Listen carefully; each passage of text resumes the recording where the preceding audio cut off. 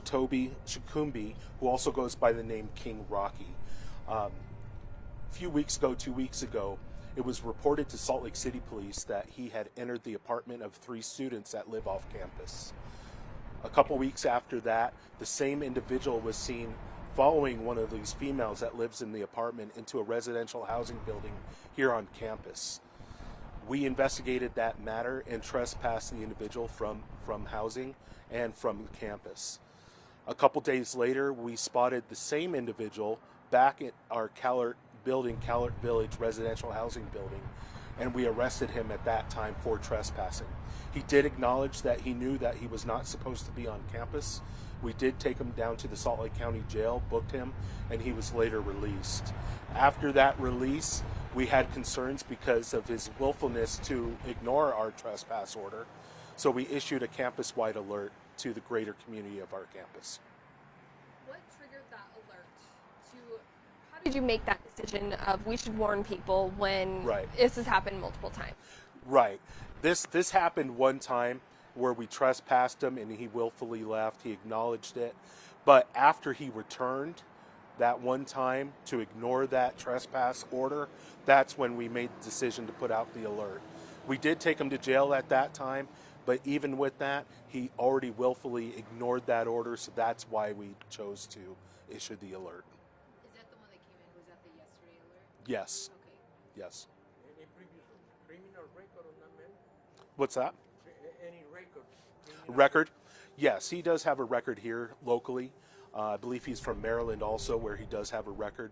But the crimes that he's committed here that I'm aware of are disorderly conduct, retail theft, and I believe there is a lewdness charge, in addition to the pending charges that we have along with Salt Lake City Police. How do you prevent him from coming back, or can you prevent him? It's very difficult. It's got to be his decision and make it clear in his mind that he cannot come up here. Every time that he comes up here, we will arrest him on the trespass that we do have. And what's the legality of that? Because isn't it public property, or correct? And there is a process to do that. We don't take trespasses lightly, and it is a public space. But he has committed a crime up here, so that's what we take into consideration, and we also take into consideration the safety for the greater community of the University of Utah. You said, is he in custody right now? He's not in custody that we're aware of. Are you actively looking? Yes, not actively looking for him right now. We're currently working with the district attorney's office to get those charges processed. Once they are and those are filed, and if we have a warrant to go get him, then we will go find him. Now, the 3 students, that initial incident a couple weeks ago, that was out of Salt Lake City. Correct. Okay. What is your message to students who might be a little worried about this, knowing that there is something out there? Absolutely. We have a large community here. We have over 30,000 people on the campus here that are enrolled.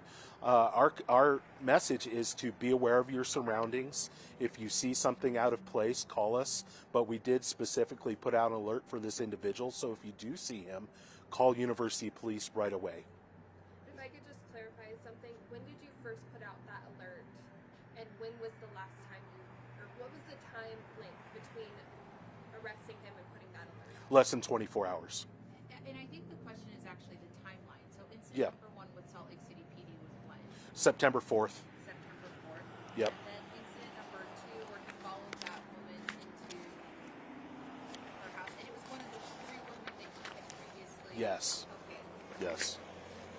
Sorry, I'm going to refer back to my notes for that. Thank you. And we have another incident at the hospital as well. Yeah. And I don't have the date on that one. Okay, so we know incident 1 was September 4th with the 3 women. Then he followed Correct. the 3 women again. Don't know the date on that one. Yes. And then So Arrested yesterday. the incident where we trespassed him, we didn't arrest him. We trespassed him and removed him from campus. That was on September 14th, and that was in Callert Village. And then he returned to Callert Village on September 17th, and that's when we arrested him. Is there a heightened University police presence in any of these residential areas or anything along those lines just to make students feel a little safer? Yeah, we're definitely having an increased presence with our police officers, and we also have the benefit of having campus security officers who are non-sworn officers on campus as well.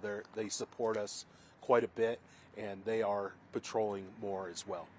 Captain, don't we also have an embedded officer in the residence halls? Not yet.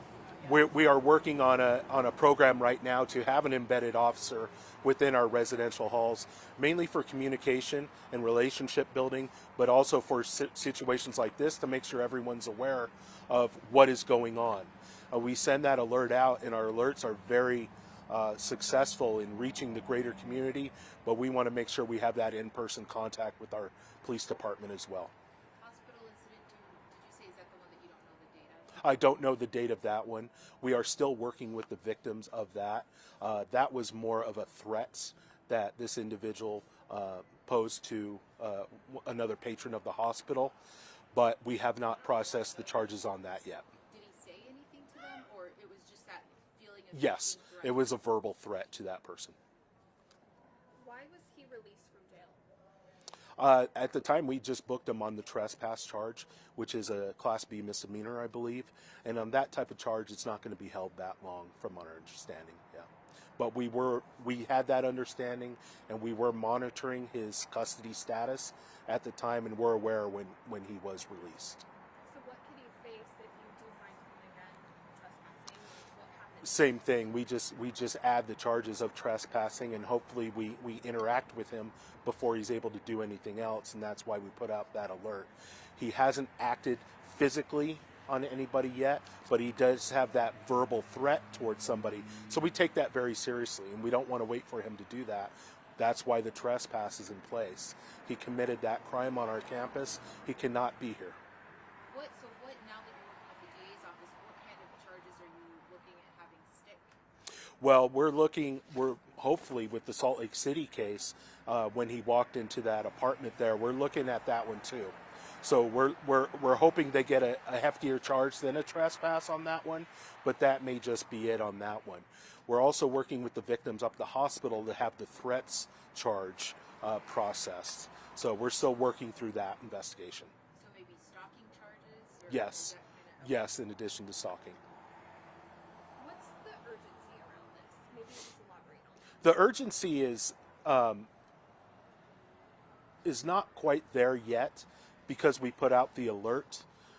We want to be diligent in our awareness of him around here. So we want to make sure that the urgency is the awareness and that people are aware of him. And if he shows up on campus, they call us right away. there's that buddy thing where if you don't feel comfortable, you can call and have Yes. someone walk with you. Can you tell us about that? Yeah, well, that's something that we encourage with all of our students, especially if they're walking around an area that they're not familiar with or don't feel safe. That's just walking with other friends. Our campus security officers provide security escorts where if somebody doesn't feel safe in a certain area, let's say it's late at night and they need to get to another part of campus, we can provide that escort by vehicle, by one of our golf carts, but we provide that as a department. Anything else you want to add that we didn't ask? Yeah, if anybody sees this individual on campus that we've put out his picture, please call the University Police at 801-585-COPS. We do have an additional question, and not related to this incident, but items. What is it? The report that just came out with possibly reports of rape increasing in 2023. Okay. Yeah. Thank you, guys. Yep.